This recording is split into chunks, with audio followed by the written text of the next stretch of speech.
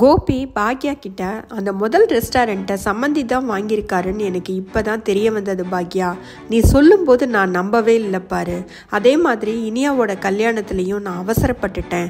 நானும் எங்கள் அம்மாவும் தான் பிடிவாதமாக இப்போவே கல்யாணம் பண்ணணும்னு அவசரப்பட்டோம். ஆனால் அது கடைசியில் இப்படி ஆகும்னு தெரியவே இல்லை அப்படின்னு சொன்னதுமே பாக்யா ரொம்ப பதட்டமாக ஆயிடுவாங்க. ஐயோ, எனக்கு மண்டை உடையுது, எனக்கு இனியாவுக்கு என்னாச்சு, எனக்கு விஷயத்த சொல்லுங்க அப்படின்னு சொல்லுவாங்க. கோபி இனியா என்னென்ன அவர்கிட்ட சொன்னாங்களோ அது எல்லாத்தையும் பாக்யா கிட்ட சொல்லிடுவாங்க. இது எல்லாத்தையும் கேட்டுக்கிட்டு இருந்த பாக்யா ரொம்ப அழுவாங்க.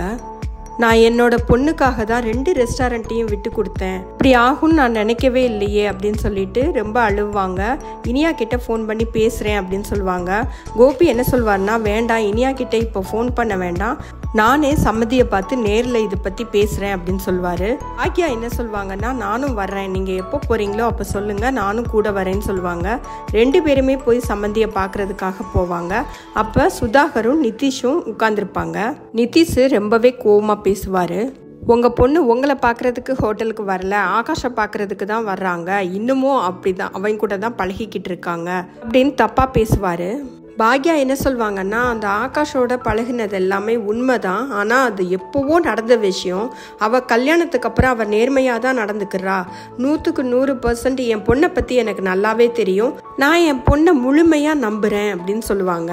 நிதிஷ் கொஞ்சம் கூட மரியாதையே இல்லாமல் அவங்க 2 பேர்கிட்டையும், இல்லை உங்கள் பொண்ணு இப்படி தான் நடந்துக்கிறாங்க அப்படின்னு சொல்லிட்டு ரொம்பவே கோவமாக பேசுவார். கையை நீட்டி பேசுவார். சுதாகர் நிதிஷ் கிட்ட கொஞ்சம் பொறுமையாயிருன்னு சொல்லிக்கிட்டே இருப்பார். அப்புறம் பாக்யா என்ன கேட்பாங்கன்னா, ஏன் இனியாவை வேலைக்கு அனுப்ப மாட்டேங்கிறீங்க, இனியா வேலைக்கு போகிறதுனால உங்களுக்கு என்ன மரியாதை குறைவு அப்படின்னு சொல்லி கேட்பாங்க. ஆனாலும் சுதாகர் என்ன சொல்வாருன்னா, இப்போ நீங்கள் என்ன சொன்னீங்க, உங்கள் பொண்ணுக்கிட்ட சண்டை போடக்கூடாது, கோவப்படக்கூடாது அப்படின்னு சொன்னீங்கல்ல, அதை நாங்கள் கேட்டுக்கிட்டோம்ல, அதே மாதிரி அவள் வேலைக்கு போகக்கூடாது அப்படின்னு சொல்கிறத நீங்கள் கேட்டு தான் ஆகணும் அப்படின்னு ரொம்ப கண்டிப்பாக சொல்லிடுவார். பாக்யா விடமாட்டாங்க, மேலும் பேசுகிறதுக்கு முயற்சி பண்ணுவாங்க. ஆனால் கோபி அவங்கள பேச விடமாட்டார். விட்டுரு பாக்யா, அப்புறமா பார்த்துக்கலாம், கிளம்பலாம் அப்படின்னு சொல்லிட்டு கூட்டிகிட்டு வந்துடுவார்.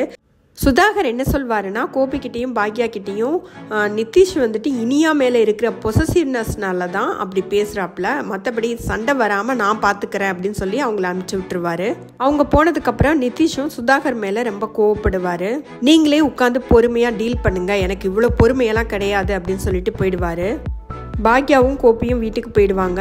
வீட்டுக்கு போனதுமே பாக்யா கோபி கிட்ட, ஏன் என்னை பேசவே விட மாட்டேங்கிறீங்க, சம்மந்தி இவ்வளோ பேசுகிறாரு, ஏன் என்னை பேசவே விடலை அப்படின்னு சொல்லிட்டு கேட்பாங்க. அதோட இன்னைக்கு எபிசோட் முடிஞ்சது.